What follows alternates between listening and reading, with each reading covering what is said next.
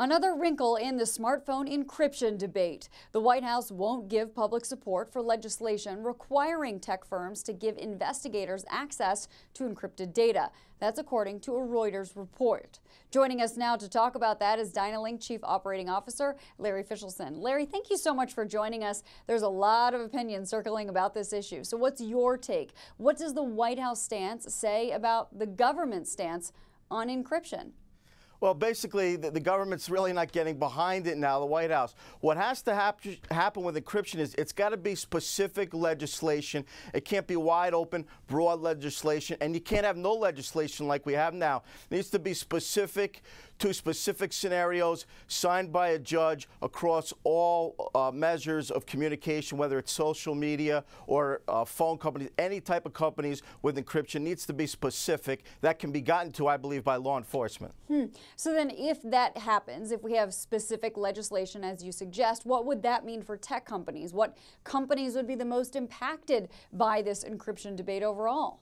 Well, the companies would be most impacted would really be the social media companies, because right now I'm in the telecom business. In the telecom sector, we go ahead and get subpoenas for phone records all the time, and we hand that over. Now, this is a new world where stuff is encrypted, and most of it's through apps and social media companies. So yes, Facebook would be impacted, WhatsApp would be impacted, Twitter, Microsoft, basically Apple, all the companies would be impacted. But what happens is they need to have legislation in place to be able to get this information. It needs to be specific. And I think with specific legislation, it won't be the wild, wild west going back. We saw in the Apple case, the stuff that they said was not able to be gotten to was. So the info is there. It's a matter of allowing it to be gotten to.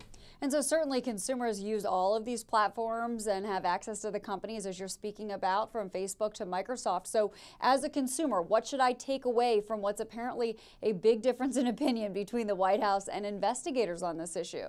I wouldn't take anything away other than it's better for the world, because right now you can get anything through a subpoena. I mean, the most personal thing is your financial records, right? That's the most personal thing in the world. But if there's a subpoena and there's a crime being committed and there's an issue, that can be gotten to. So you have full encryption on these devices, but you need to allow it in rare circumstances. I'm not saying every circumstance. It really needs to be defined of how it could be gotten to by law enforcement. It shouldn't scare anybody. It should help the world here.